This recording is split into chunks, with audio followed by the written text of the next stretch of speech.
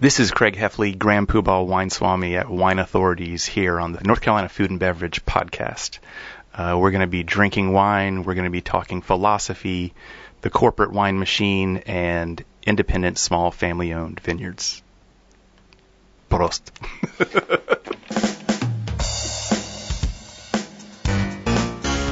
You're listening to the North Carolina Food and Beverage Podcast, coming to you from the Kitchen Studios, located high atop the historic Raleigh building, located in the heart of downtown Raleigh. The NC F&B podcast takes you behind the scenes of North Carolina's food and beverage industry. Follow us on Twitter and Instagram at NCFBpod. This episode is sponsored in part by Food Scene.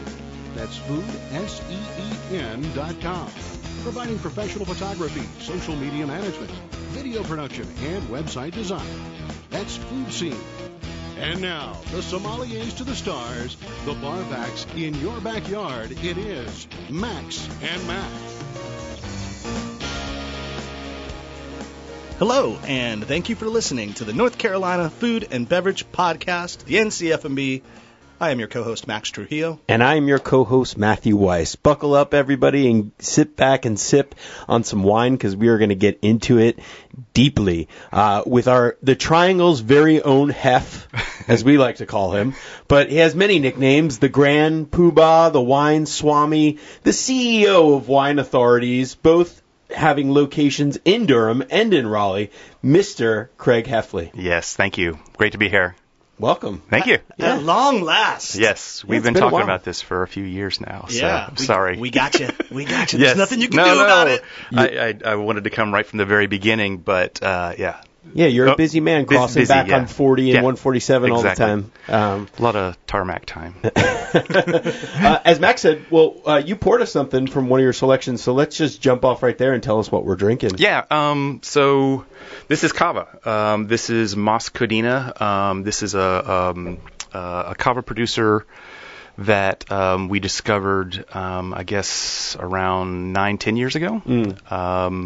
And it's Tony Garriga is the wine grower there, and it's his classic brut. And they're a very old house, but really unknown. They really didn't start coming into their own until he took over.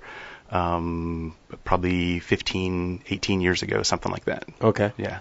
And what I like to tell everybody on a very basic level, and this will go right into, because after I get finished with my little thing, I want you to explain your stores and why you do what you do and why you open them. Right, yeah. But I always tell people as a very basic level, drink Cava.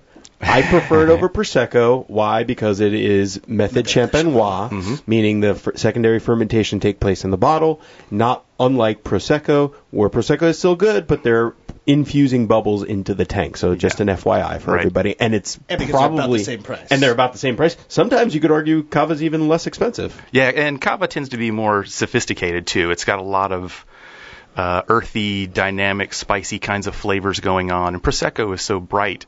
It's easy to enjoy it like a pop song, of some sort, but then get tired of it. Yes. And Cava seems to have that Prague depth, where you've got a lot of stuff going on and you can really nerd out on it. Kesha of wine. There you go. Exactly. Yeah. And what we're drinking right now is early years. Right. There you go. Okay. I was wondering where the specific music reference was going to kick in there. Yeah. There'll be a lot of music references in this. Yeah. Nice. And this is a blend as opposed to, say, a solo artist, which would be Glera inside of Prosecco. Right? This is a collection. Typically, this is where I'm going to try to flex my wine knowledge. I think I still remember. You've screwed this up before, so don't screw it up this time. Chardonnay, Xarello, and Macabeo tend to be the three grapes that are what Cava tends to consist of. Is that correct? Periata. Yeah. Periata could be on the two. Yeah. Come on, I got three. Three pretty good ones. Yeah, and Pinot Noir. Pinot Noir can be in there. All right, exactly. All right. Yeah. Okay. There's a few other things they could put in there, but really, the heart of it is Xarello, Periata, and Macabeo. Yeah. Yeah. But the weird thing about Cava also is you can make it in many, I guess, akin to Cremant in France, you can make it kind of all over Spain. They've now limited that. So the core area, I believe, is in Penedès, but you have producers who were grandfathered into being allowed to do it because they were producing prior to the the appellation being created. Gotcha. Yeah. Right on. Okay, so we've given you a little. Yeah. I think that's about right. I think there used to be like 9 other places that you could make it, but Penedez, it was always the hub. But Exactly. Anyway, so I think you've gotten a little, if you've been listening, a little spice, a little understanding of where Craig comes from. And might I say, pause it right now. Go get yourself some sparkling wine or some wine anyways. Yeah. And then come back, because this is a perfect palate cleanser. This was, of the many wines, the bounty that Craig brought, this was the first choice, because this would be a great way to kind of equalize our palates. We had a little coffee before, maybe some toothpaste. Yep. Some acid in our mouth. But now, we cleaned it up, so now we can get into some real tasting and conversation. Yeah. And also, I know a lot of people listen to us while they are cooking. That seems to be a popular vessel for listening. So while you're cooking, have some cava, put out the Marcona almonds and some cheese, and away you go. Yeah. And you can pick those all up at Wine Authority's Raleigh, too, by the way. .com plug. So, no, Craig, you are very steadfast in your beliefs and your philosophy and your ethos in wine, which led you have a vast career in wine education, some wine sales in your background as well. But you opened these shops starting in 2007 and with a very, very exact mission. So I guess the easiest way to do it would be like a little bit of background. I had been working for importer-distributor called the Henry Wine Group, which had bought a small distributor on the East Coast called Franklin Selections. Okay. So when I left Fowler's Gourmet to going to importing and distribution, went to the small house that I thought was really neat because to me, one of the most exciting things about being a wine buyer is having somebody turn you on to something you've never heard of that is an exceptional value. Those are the things that kind of always got me tingly. Where if somebody came in and brought some kind of blockbuster or super wine or something that was already established, it was kind of what I was expecting. Yeah. And so the whole gift of giving somebody something that they weren't expecting that kind of knocked their socks off was what I wanted to do when I got into being a sales rep. And so when I left Fowler's, there was Can we pause there for one second? Because I feel like all the homegrown talent, wine talent in this area came out of Fowler's. I mean, back in that day, I've heard rumors about a young Andre Tamers working the cashier, wasn't even in the wine department. I know Jim Wald was there. I know Zingo from Cape Classics worked there, and probably a host of others. Yeah, there was a bunch of them. We had Bill Bowman from Bordeaux Fine and Rare for a while, who is the master somm who does Whole Foods. Devin Brogley. Oh, Devin worked for us for a while. So I guess he's the head of the MS program now. Wow. Okay. Yeah, or the president, maybe. I guess I'm not sure what they call it. But yeah, we've had a lot of interesting people come through there, and it was a real shame to see that business kind of go down the way it did. But yeah, great place. Yeah, it must have been. Yeah, but. Anyway, sorry to interrupt where you were going with that, but you were saying when you left Fowler's or So I was contacted by a bunch of the distributors to interview with them. But having been a buyer for a while, I had really liked what I saw with Franklin Selections and having a lot of these cool underdog, great value things that I thought were really special. And I wanted to go show them off. So I did that for a while, and then Henry Wine Group bought them. Henry Wine Group had a massive wine education program. Yeah. So every month, all of the sales reps were required to go to a lecture, and then the following month you were to take a test on the lecture. And it was based on the WSET Advanced program. So it was 18 or 20 months long, different subject every month. And so I really enjoyed that. But at the same time, I was dealing with both corporate producers and small producers. Yeah.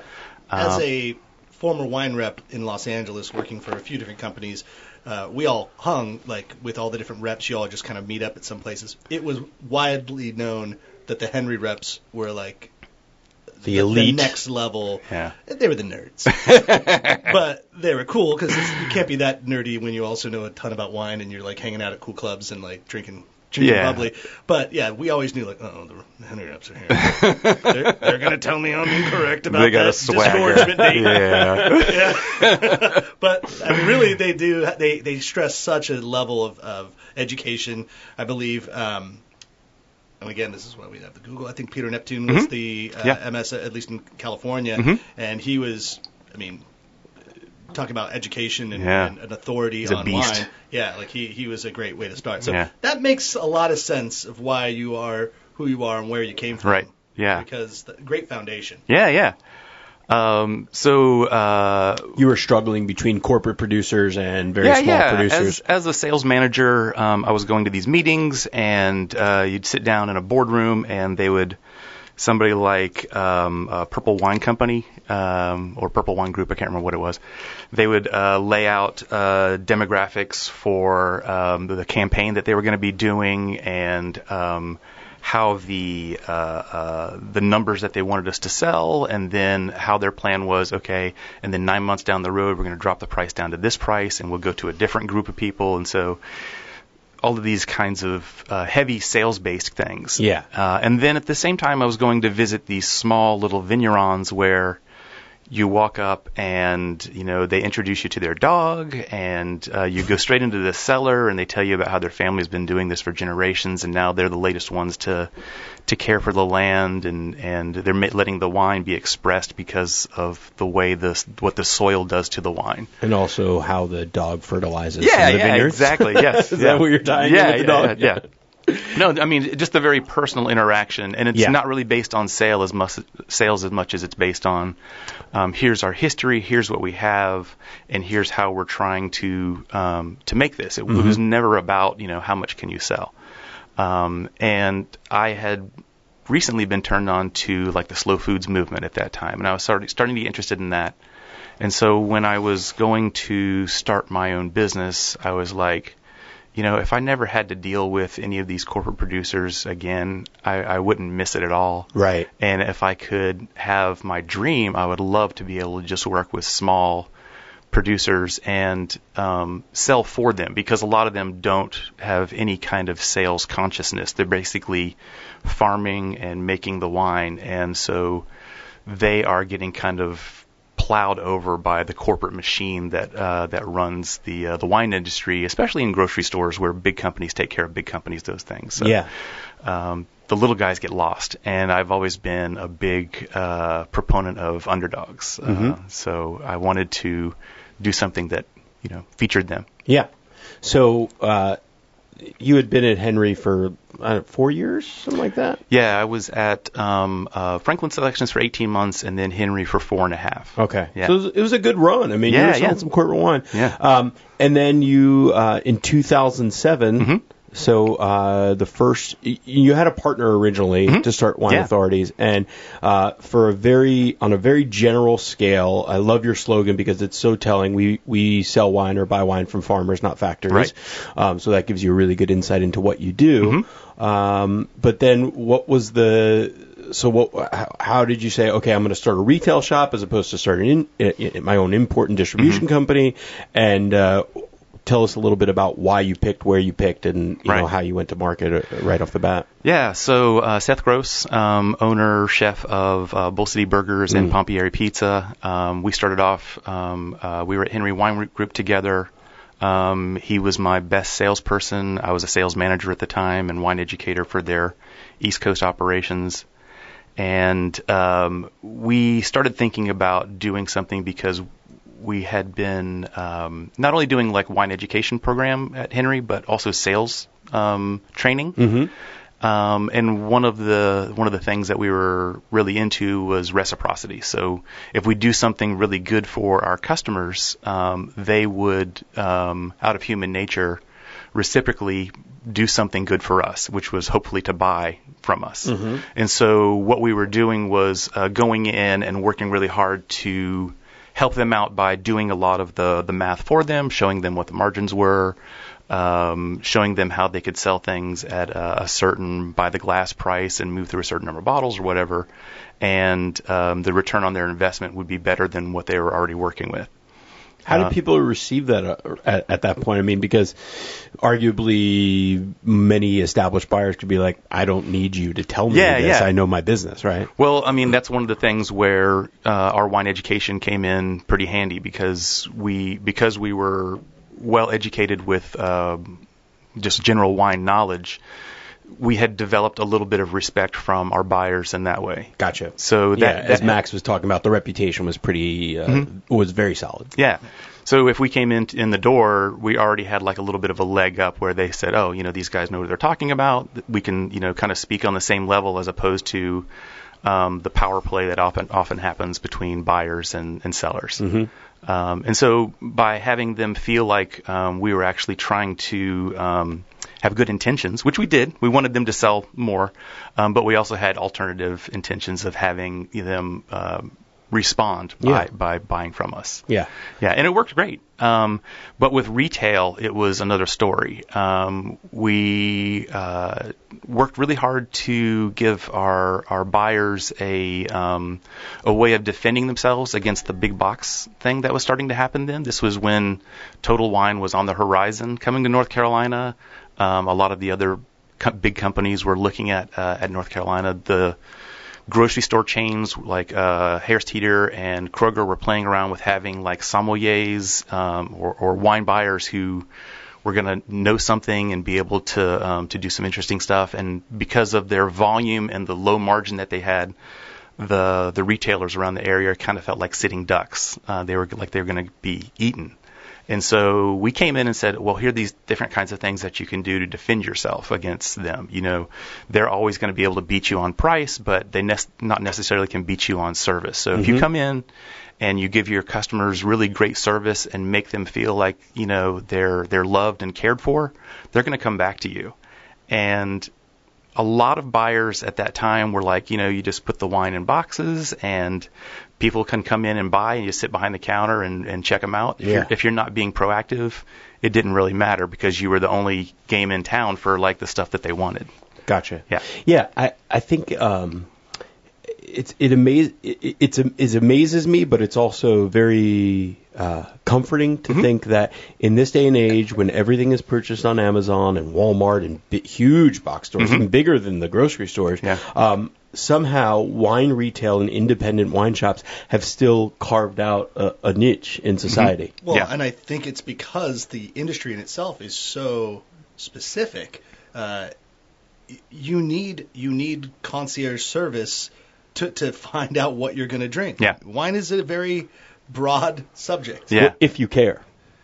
Yeah, but even if you don't care, we've all been in the shop, like whether you work in a retail shop or not, but anyone that knows a little bit about wine, you've stood in a retail shop while like the little old lady is walking through and you just assume she's just going to grab the first bottle. But even she has questions and is like, I'm making turkey tonight. Right. And she like looks at me, young man, and grabs me with that old lady death grip on my arm. What are we going to drink? And you're like, well, I don't work here, but I have the gift of the gab. Yeah.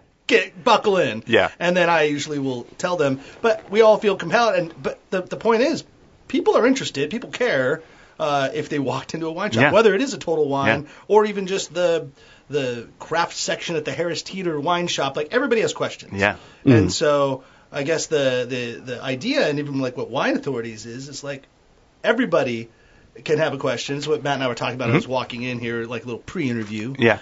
And I was like, it's really cool. Matt said, Max, you've been talking about Wine Authority since before I moved to from New York to North Carolina. Like, oh, you're going to like this shop. Yeah. There's at least a place for you, being kind of a wine snob nerd. Yeah. And for me, the same way. It's like, well, one thing I always got was for a person that does know a little bit about wine, I always learned something walking out of that shop. And that's what's really cool. And having worked right next door to you at Standard Foods for that short while, anytime I walked in, anybody that was there was like, hey, man, it's super approachable. And I didn't feel the need to flex my muscle about like, I already know a pretty good amount of stuff. But the cool thing was having a good conversation, then they'd like your staff is intuitive to know, like, okay, this guy does get this, so let me show you something you don't know about yet. Yeah, speak to you on your level. Yeah. No matter what that level is. Yeah, so the old lady with the death grip can still be talked to like at an entry level. Exactly. Or who knows, maybe she knows something about, Loire Valley or something. Yeah, you can't judge. But that's what's cool, too, is that she might say, I went to Loire Valley in 1903. What is happening What's that now? Yeah, exactly. And then you can get a little geeky with her about that. Yeah, exactly. So, I loved it. But you're so right to, I love that, speak to your knowledge, and you guys do that great because, I mean, for me, somebody who's knowledgeable about wine, it does kind of irk me when I walk into a place and I ask something specific and then they talk to me in a very basic level. It's like, I think I've made it, established myself as I know a little bit something, so let's not start from the beginning. Matt wears his pin everywhere. Yes, that's right. That's right. No, but, I mean, granted, you need to talk to the novice a lot differently, but you should also be able to recognize the person that knows something. And you don't want to intimidate, is really important. That's one of the reasons that people don't go to most wine shops. They buy their wine in grocery stores is because they feel like if they go into a wine shop, they're going to be embarrassed somehow. They're going to say the wrong thing. And so that's the first rule of our store is, treat the customers like you care about them, their feelings, and that you want to do something right for them. So if somebody comes in and says, I'm looking for like red Chardonnay, can you tell me where the red Chardonnays are? You don't want to say Chassagne Montrachet right here. You don't want to say, there is no such thing as red Chardonnay and put them on the defensive. So you want to handle them in a way where you can kind of teach them a little bit, but not so much that they feel like it's intimidating. We had an employee one time who started off not really knowing a whole lot about wine, but as they worked at the store, they developed a lot of wine knowledge. And it got to the point where somebody would come in and say, I need this specific type of wine. And the employee would begin espousing everything they knew about that type of wine, trying to show off the wine knowledge, and we had to reel him back in. We were like, don't, you can't do that. This person wants to start your own podcast if you want to start off about your wine knowledge. You're tying up this person's time. I could tell the person didn't really want to know by the body language. They were leaning away, looking in the other direction, that kind of stuff. And so, you got to kind of reel people back in. And if somebody comes in and they're really engaged and they want to nerd out with you, we're there for them. Yeah. But if they just want to come in and grab a bottle, you want to make sure you give them the right thing with as few questions as possible. Right. And I think that speaks to your buying practice, right? That's what Matt and I were talking about. So we'd love to hear about what that means to you and how you buy wine and why the wine you buy tends to be I don't want to say it for you, but it's for people. It's for everybody, right? Yeah. But first, you need to open a second bottle of wine for us to taste. All right. And I need to spend a little bit of time talking to my boy Matt over here about buying some homes. Matt, you came down here from the good old Big Apple. What's it called? The Big Apple? Yeah, the Big Apple. The Great Apple? Yeah. In the sky. And you bought a house, and you had a good connection because you had, this guy told this guy. It was all through family and all that, and you had that. Well, a lot of people don't have that. That's right. A lot of people don't know what's going on when they move to North Carolina, or if they're working at a restaurant and, hey, we just opened a new location in Wake Forest. Guess what? You're the new head chef over there. You need to move your family there. Or what if you're working at a wine shop in Durham or, say, Raleigh? Yeah, and then Craig decides to open a new place in Wake Forest. Yeah, Wake Forest. There you go. To get rich again. Yeah, to get rich. to make all the money. Well, if you're doing that and you're looking for a place to live, contact our friend Laura Harris. Laura Harris is the restaurant industry preferred agent. She was in the restaurant industry for 17 years. She understands it. She knows it back of the house, front of the house. But more importantly, she knows what the schedule's like. She knows how tough it is to find time when you're looking to buy a home, and she is willing to help you. She saves you time, money, and hassle. And so reach out to Laura. You can call her at 919-896-2697, or just go to ncfbhomes.com. That way, you can go directly to all of her information. Tell her that the boys over at the NC F&B podcast sent you. And if you're in the industry, she even has a $1,000 kickback for restaurant professionals. So use that $1,000 to host your own party where Matt and Max will come in, and maybe Craig will join us too. Of course. Why not? and we'll drink all of your money that you just earned. All of your rebate.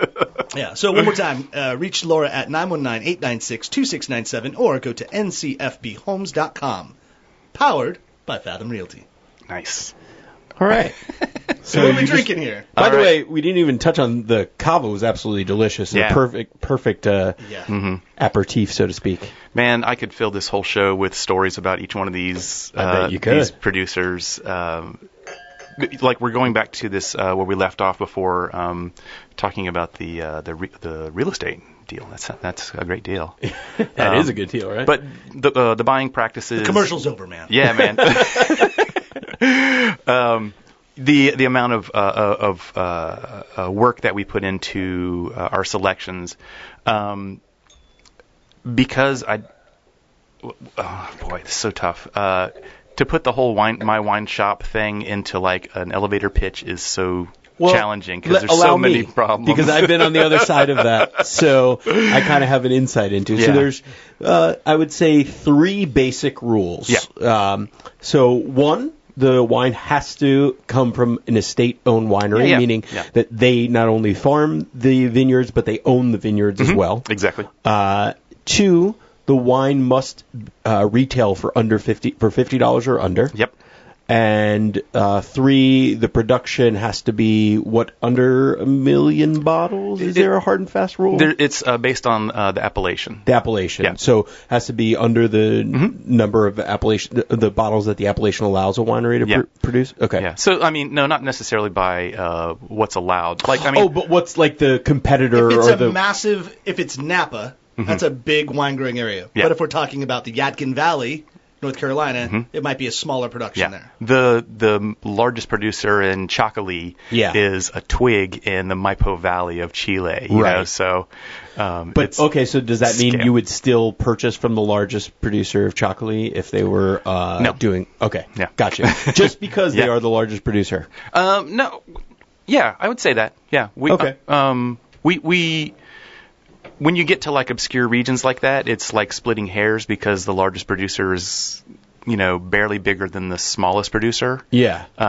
Right. Yeah. So let's jump in. Yeah, let's talk about that first point that Matt mentioned about it must be farmer-owned and farm-raised estate. Family-owned, so no corporate ownership or corporate affiliation. Why is that important to you and to the person drinking the wine?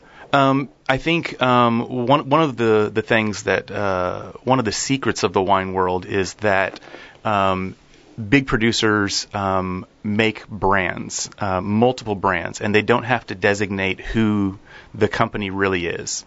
Gallo makes Rancho Zabaco, they make Eco Domani, etc. But they don't put Gallo anywhere on the label because they don't want people to know that it's a Gallo wine. Mm-hmm. They don't want the consumer to buy one of those bottles and say, oh, this is Gallo. Gallo makes bulk wine, so I don't want to have this on my table. Yeah.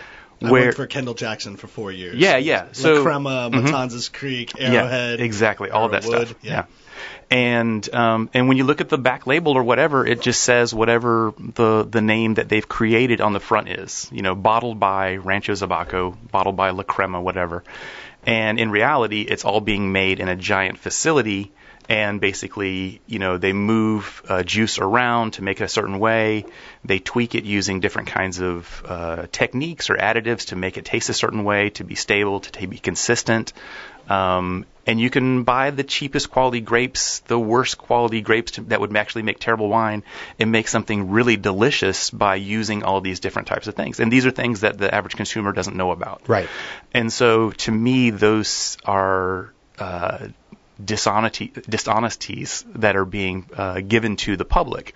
And so that's one of the reasons that I wanted to only work with small family-owned producers that had no corporate affiliation, was because people have an idea of what a winery is, and they don't have a concept that it's actually a lot of the stuff that they're buying in the grocery store comes from a place that's more like a petroleum producing power plant. Yeah, it's more like a factory. It's a factory. It's a huge operation. Well, we've talked about if you care about the whole farm to table movement and all that, and the micro sourcing and all that, people care where their tomatoes are grown. Yeah.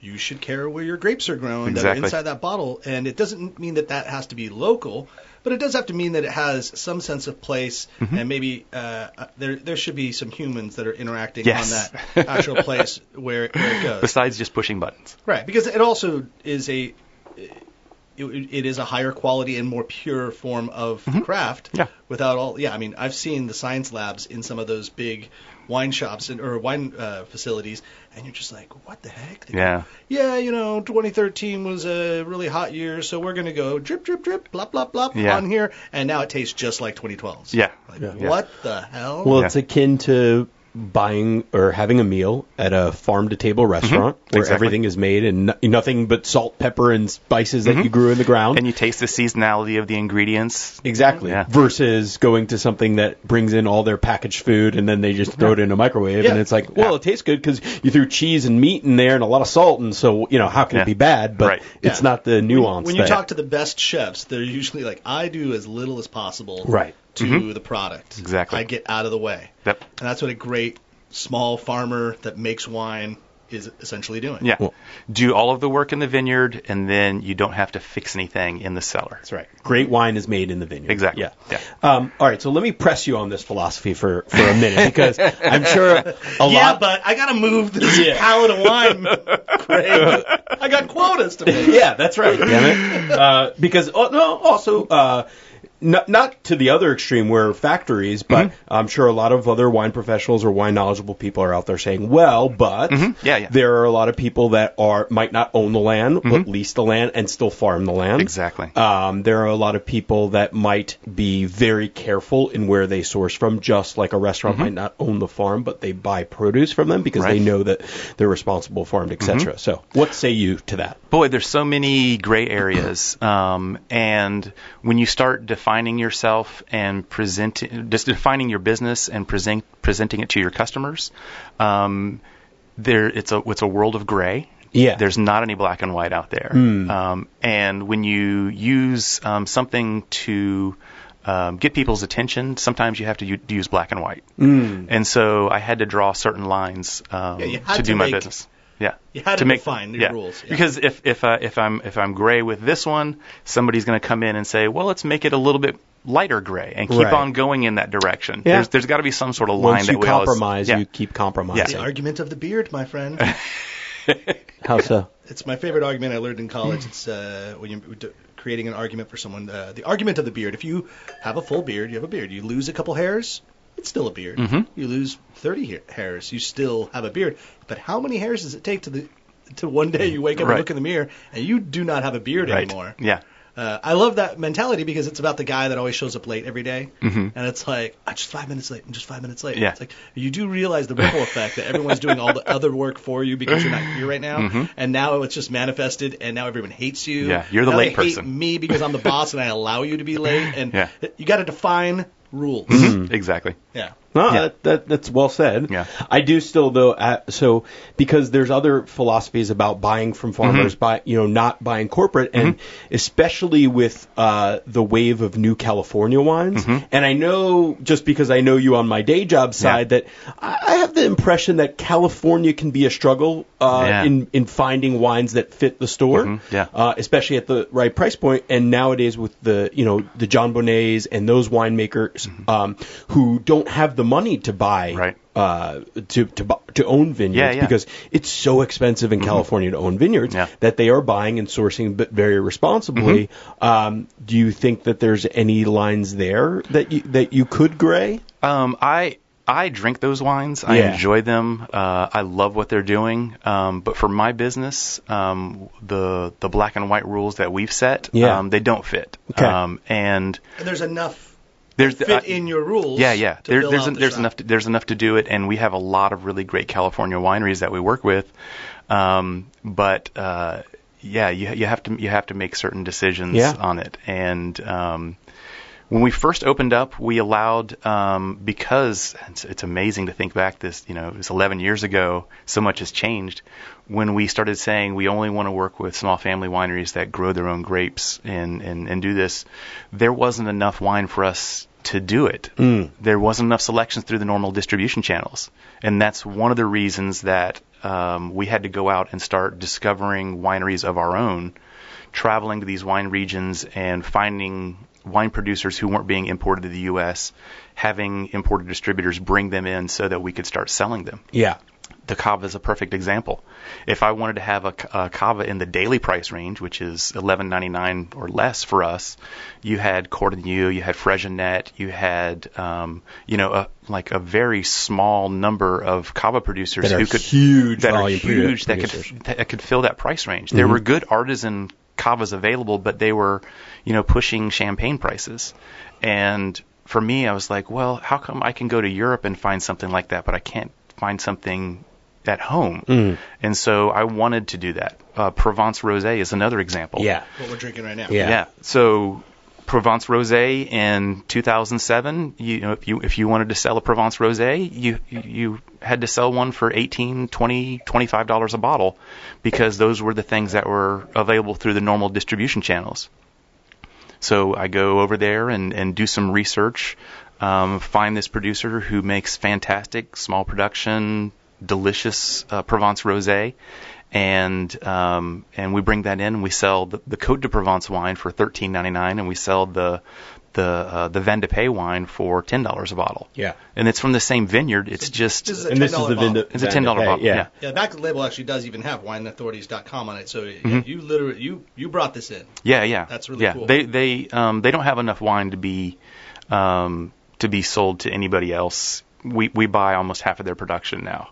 Yeah. So they're very small, and our customers love it and have been building momentum on it every year. So they just don't have enough to sell any other way. So this is, we can brag about it. This is the Venus de Pinchinat. It's beautiful. It's exactly everything you want. You have the crispness, but also texturally rich.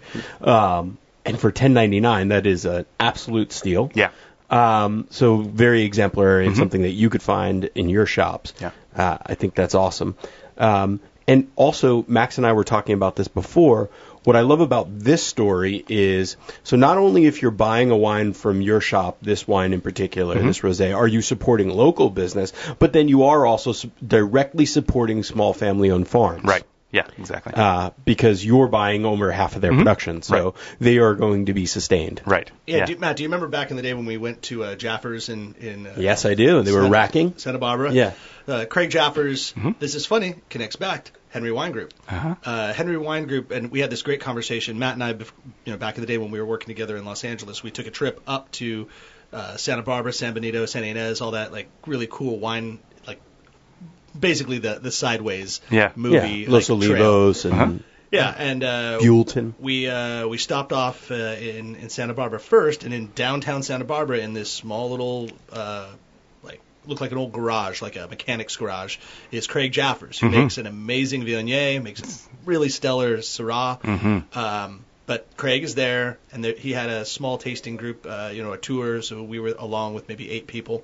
And he made this one comment about, for years, he would grow this wine, and he would sell this wine, and he would take it to all the local restaurants and literally hawk every bottle or every case himself or his wife or a friend, until the Henry Wine Group came calling, and they were like, we want to distribute all this wine in Southern California. Having said that, they've now distributed across the country in wherever they were going. But he, as a farmer, was like, I'm nervous because you asked what I think he was making 10,000 cases, and they were like, we want 8,000 cases. Right. He was like, oh shit, you want all of my wine? And what do I do? But then they showed me the check, and then I realized I don't have to go to market every single day. I can just be a winemaker and just put all my effort towards doing this. And he said that he was very melancholy when the truck showed up and literally just packed all 8,000 cases onto the truck and was gone. He's like, oh my God, this whole year of my work, all of it is riding down the 101 freeway right now. And okay. But then he just kind of looked at his team and went, let's get to work. Yeah. Because now it's time to get ready for the next vintage. Yep. And that's such an amazing example of a company really taking care of a producer and focusing them. Like, hey man, you don't need to sell all this stuff. We'll pay you do all what you right do now. well. Yeah. And then it comes to you, the retailer in that whole chain, and you're selling the wines at again, we talked about the price point, and that's what we want to go to here, is that you're talking about really providing wines of value. Everyone knows you can buy wines for thousands of dollars in auction and all craziness. But the everyday drinker or, the casual drinker is not going to spend a ton of money on wine. So you cap it at around $50 retail. Yeah. And so how does that work, and what was the mindset of doing that? Boy, remind me to come back to Jaffers before we go farther. Get into Jaffers, yeah. Oh, okay. So you said going back. When I was at Fowler's, and this was in the late 90s, I was part of a wine tasting group where we just got together and tasted Rhone wines. That's all we did, Rhone wines. And blind tasted the wines, and somebody slipped a Jaffers Grenache into the tasting because they'd been to California, picked up some Jaffers Grenache and brought it back, and it was outstanding, blew our minds. And so I contacted Jaffers and had their wine brought into North Carolina through a distributor called Sante, which Jim Wald was running at the time. And Mickey Maloney. Yeah, there's a couple of other guys in there. Zingo. Yeah. Dean. That's right. Great company. But yeah, it's a great example of a small farmer done well, and done well by the brands and the companies that lifted him up. I don't think, though, Craig was farming. I mean, he might have farmed some, but I think he was buying one of because he was a pretty much independent producer. He had both. He had both. Okay. Yeah. He had his own, but then I mean, everything else is still legitimate. But.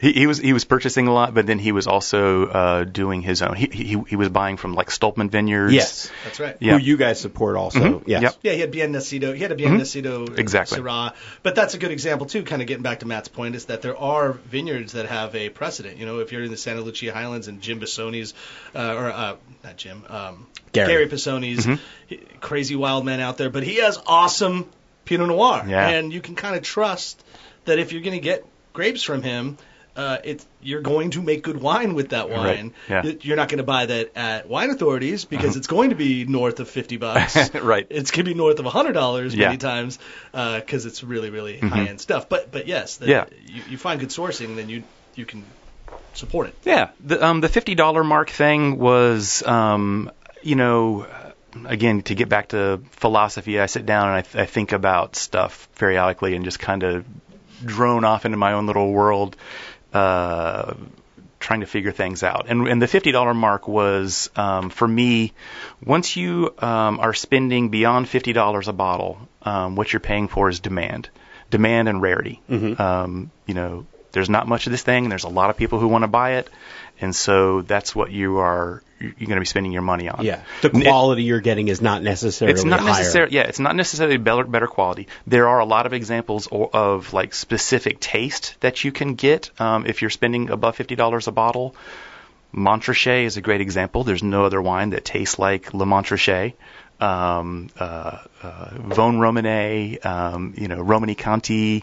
There's certain just vineyard for those of you who are out there listening, be like, what is he talking about? So these are very specific vineyards throughout Burgundy that are hallmark places that produce. Le Montrachet is the hallowed grounds for Chardonnay, and Vosne Romanée for Pinot Noir. Yeah, and there's places like that all over the world. Small, to the point where when you said the balance of you said demand. There's only so much that's made. Yeah. So, and there's a ton of demand for it. Yeah.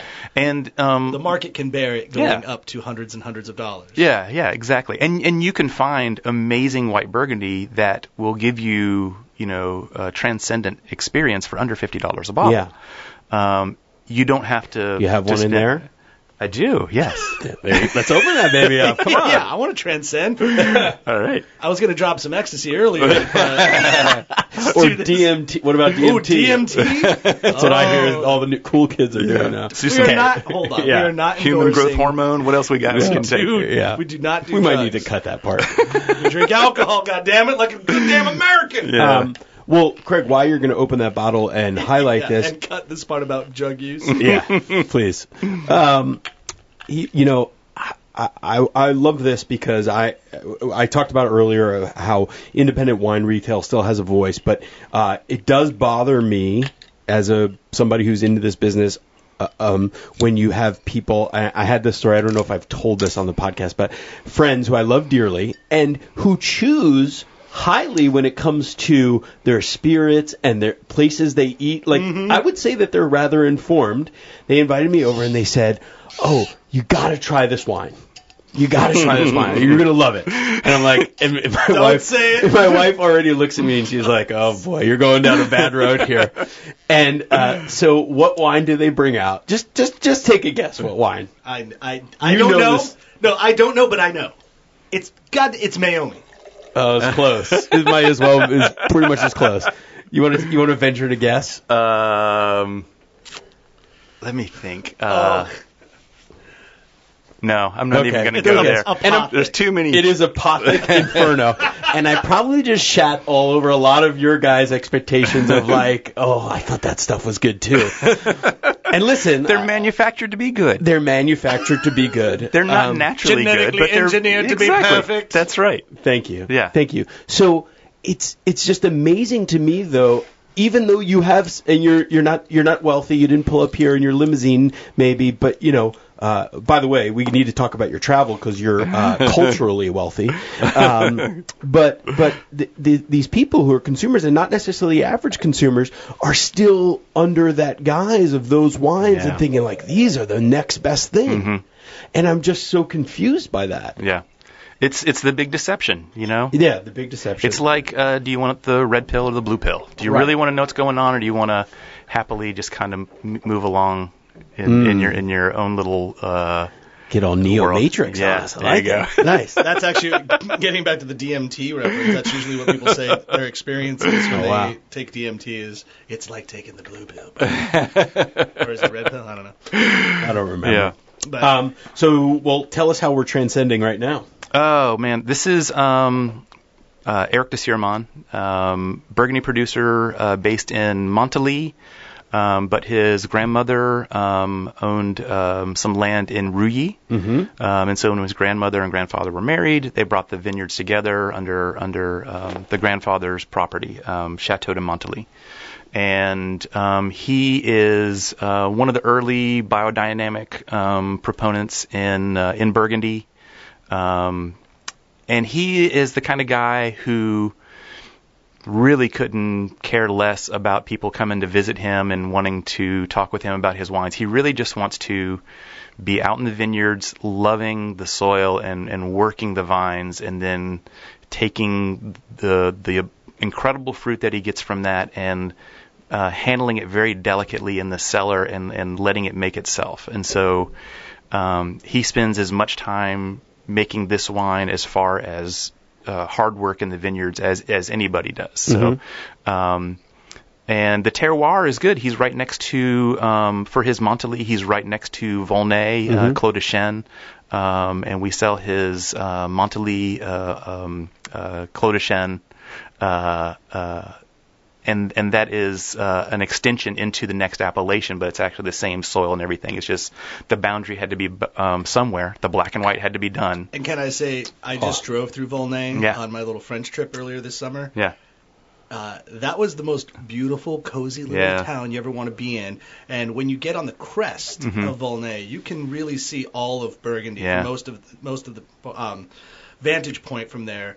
And from that point, you're like, oh, look, there's Meursault. And I'm on a map, and I'm like looking, I'm trying to like get my point of reference. I'm like, Meursault's over there, and if we look over here, we can see, of course, I knew like Pommard or so. It's like, everything's over here. We just came down from Beaune. They're little rinky-dink towns. And you just see these little tiny, little mini districts. And, I mean, you really can, as far as the eye see them. Yeah. And they're all little towns. They're their own community. And it's just a farming community. Yeah. And they just make really badass wine instead of, celery. Yeah, exactly. And when you Sorry, celery farmers, you lose.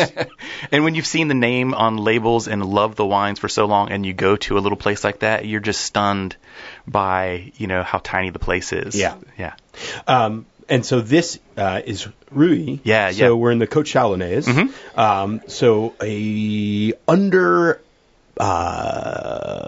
what's the word I'm looking for? An under-celebrated region. For great Pinot Noir. Definitely known more for Chardonnay, but up and coming. The Chardonnay really resembles Meursault when it's done right. Yeah. So. And is that why something like this transcendent tasting we're having right now, is available under $50. Yeah. It's a region that not a lot of people are aware of. Yeah, exactly. Yeah. How much does this cost in the store? $29.99. Wow.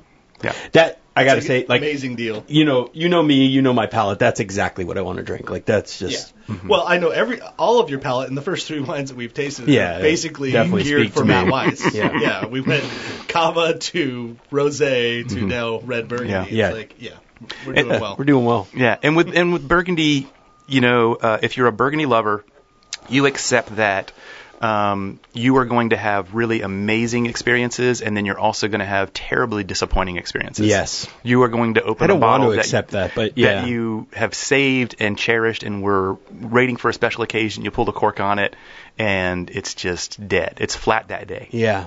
But maybe a week later, if you had opened it up, it might have been exactly what you were looking for. They go through these weird cycles that are just so hard to figure out. And it's not necessarily the way the wines are made. If they're made more naturally, they're more likely to do that. Or if they're made more industrially, they're not going to do that. But this vineyard site, Preo, Premier Cru, which is in Rouilly, for some reason, this wine is always on. I don't understand why. He doesn't make it any differently than he makes his other wines. And I taste his other wines, and I drink them regularly, and I get the full Burgundy, good day, bad day experiences. This one is never off. And so it is. This is the always win wine. It's always. I mean, this is the Burgundy that I drink the most of because it's always on, and I never have to feel like that disappointment of what could have been. Yeah. I'm going to take a break and speak to our listeners right now because I've been in a wine community for a long time and been around really good wine. Mm-hmm. And I moved to North Carolina, and initially not knowing that many people, I didn't know like the circles of good wine people to hang with. And in just meeting a broad spectrum of people, you'd go to like a dinner party, and you would have the Apothics and the Mayomis and the Rombauers, and these are wines that are not cheap. And they're considered, kind of like they're popular, right? They're popular.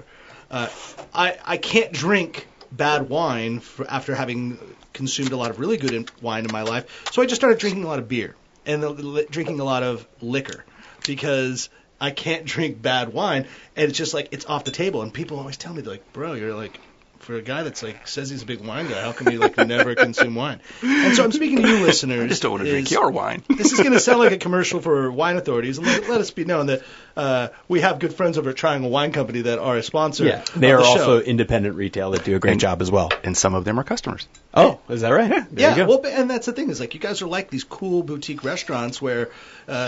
You don't need to shop at, you don't dine at Death and Taxes every night, but you might go over to Crawford and Son the next time or whatever. There's a good reason to go to various places and wine shops. But the non-commercial that I'm going to say about wine authorities is like, for anyone that's just trying to buy casual good wine, it makes so much more sense for everyone to go to a place that really gives a hoot. I was going to cuss there, but I decided not to. About wine because we've already established the major things. It's not expensive. It's well-grown grapes. It's not genetically modified, and the staff gets like why and is very approachable of what you're looking for. So it's just like to all the people that want to invite me to a cocktail party or so, step up your game because you actually cannot go to Harris Teeter or Lowe's or I was going to say Vons, that's Los Angeles, but Kroger, which doesn't exist anymore apparently because of their shitty wine selection. You can't find what we're looking for. Maybe you can find a bottle somewhere randomly that gets slipped through the cracks. You can't find what we're talking about. And so you, listener, may think wine only tastes this way. And you might have said, I've tried it. I don't like it. I'm going to have the beer. I'm going to have the liquor. It's because you haven't had really, really good wine. And really good wine does not have to be super expensive. I will step down from my soapbox. But my last comment is just be careful, be conscientious of where you get your product, and get that wine for the masses, and you'd be surprised at how much wine goes down when a pairing is done perfectly. You always know it because your glass is empty. Yeah. And you're like, wait, what happened? I need a second glass of this. Yeah, because the pairing was flawless, and it went perfectly with those scallops. You didn't even realize it. It just coated your tongue. Every bite you took, you had a sip because it all made sense. That's also going to translate when you're just casually just drinking wine. Yeah. Can I step on that soapbox for a second? I have a couple of things I want to say. Thank you. Excuse me while I climb up here. Yeah. But the other thing is, and we've been preaching it, find your local retail shop because they will not intimidate you and have a couple of things of why you liked a certain wine, and they will find something for you that's as good, if not better, and probably at a competitive price. Second thing on that is be a little bit adventurous and trying to step outside of your comfort zone, because guess what? When you're having a dinner party, not everybody likes what you like. So try some other things that other people might like. I don't like what you not you. Yeah. But the person I'm talking to, like the listener. I don't like what you like. Yeah, you might not like that. Yeah. And 3, when you're talking to your wine professionals, your local ones, listen to what they have to say. I can't tell you how many times I'm doing an in-store tasting, and this is me just blabbing, but where I'll say the other night I was doing an all South African wine. So when you step up to the table, I said, so we're tasting all 3 of these wines are from South Africa. We have a Gewürztraminer and a Cabernet and a Bordeaux blend. I don't like South African wines. No. So they're tasting, and then they go, so where's this from? So this is from France? I just said these are all South African wines. This was that. Yeah. So pay attention. But also that same thing, it could be like you could be saying, I have a Sauvignon Blanc on my table, and the first thing out of a person's mouth is, I don't like Sauvignon Blanc. Oh, yeah, I hate that also. It's like, break your convention. The worst is, I don't typically drink white wine. Yeah. Wine gives me a headache. Yeah. I mean, there are things like sulfites sometimes can give you headaches, and I always then just say... Sulfites. Sulfites don't give you headaches. It's the histamines, right? Yeah. Sulfites only affect your histamine. Your olfactories? Or no, it's the asphyxiation, what's it called? Asthma. No. Breathing? Yeah, I mean, it has a very specific thing that it affects, but they've never found any headache sulfite-related So what do you say when the person asks, I always get headaches? People automatically assume that if they get a headache, which is something that happens when you drink alcohol, especially alcohol that has sugar in it. I have this bottle of tequila, and I feel really weird right now. Yeah. They turn the bottle around, and they see a little thing that says contains sulfites, and so they just put 1 and 1 together and assume, I got a headache, this bottle contains sulfites. Sulfites cause headaches. Yeah. And there's never been any study that has shown any kind of relationship between sulfites and headaches. It's really about allergic reactions and asphyxiation. I can't remember what that group of allergies is called, where your breathing is impaired. Yeah, but a form of asthma, but not asthma. But it's constricts your lung capacity. Yeah, it's a serious issue, but it's in such a tiny group of people that it's not really the sulfites. Because I always was under the impression, somebody a long time ago told me, more often than not, it's the histamines in wine, which means if you just take, guess what, a non-drowsy antihistamine before you drink wine, you're going to be fine. Yeah, and the histamine issue comes from the yeast, and usually you feel it by having like your skin flushed. Yes. Those are the things that are histamine related. Yeah. Gotcha. Yeah. So, all right. Where do we go from here? We're tasting one more wine, I think. Oh, boy, we can keep going. Yeah. But, we did talk, Craig, the other thing that you do, and people are probably jealous of it, but you're also doing it because you're actually working when you're on your travels. I mean, it's not all harsh and, unfun. I'm not digging a ditch. Yeah, you're not digging a ditch, but you are taking copious notes. You're really getting to know your buyers or your winemakers so that you can bring that information back to your buyers. And more than a lot of people, you're providing that connection, that bridge, if you will, to the wineries. Yeah. So that goes back to the extraordinary amount of work that we do that doesn't make our business very profitable, but it means that our customers are going to have a good experience. Traveling and visiting producers, discovering producers, working with these people really closely and tasting every single vintage of every single wine that goes on the shelf, and refusing wines that actually sell really well because the new vintage isn't good. and those kinds of things aren't very profitable. But if we can't, I think one of the exciting things that I wasn't expecting when I created the business was, if we can't find something good enough through the normal distribution channels, then we go find them in the land where they're made. Yeah. And so we've been doing that now since the second year that we were open. Nice. The first year that we were open, we were just trying to to keep the wheels from falling off. Yeah.